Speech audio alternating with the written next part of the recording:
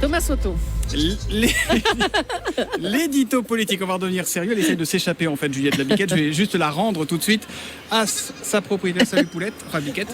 À tout à l'heure. Antonin André, je me tourne vers vous. Bonjour. On va donc parler politique avec vous. Évidemment, la politique, c'est la crise à droite dans laquelle François Fillon entraîne toute sa famille. 2 hommes restent muets pour l'heure. Alain Juppé et Nicolas Sarkozy, qui a parlé à François Fillon et qui pour le moment ne le lâche pas. Oui, mais pour combien de temps encore? C'est vrai que Nicolas Sarkozy n'a pas lâché François Fillon.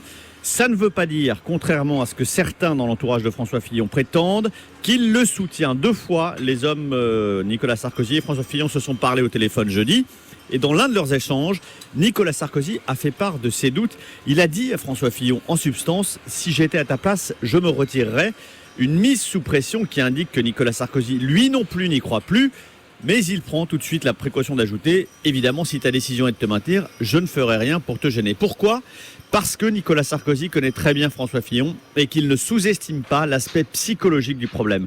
François Fillon est acculé, mais le brutaliser est totalement contre-productif. Plus les appels à lâcher et les défections se multiplient, plus ça renforce son sentiment du seul contre tous, plus il joue le peuple contre les élites. Et en même temps, Antonin, le temps presse. Là, le premier tour, c'est le 23 avril. Ça fait 50 jours pile, je crois.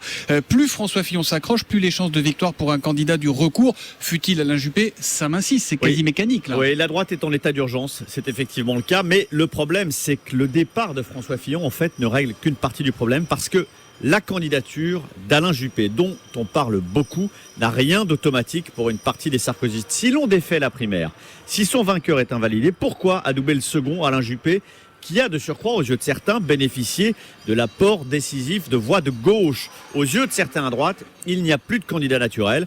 François Baroin est populaire. Dans les sondages, il pourrait être lui aussi un candidat du recours. Xavier Bertrand peut y prétendre. Il a battu le Front National, notamment dans le Nord. Ces divisions, François Fillon les voit lui aussi. Et c'est une raison de plus pour lui de s'accrocher. Alors pour le moment, le seul plan qui émerge, celui sur lequel tout le monde semble d'accord, c'est un plan D comme défaite. L'édito politique d'Antonin André. À lundi, Antonin.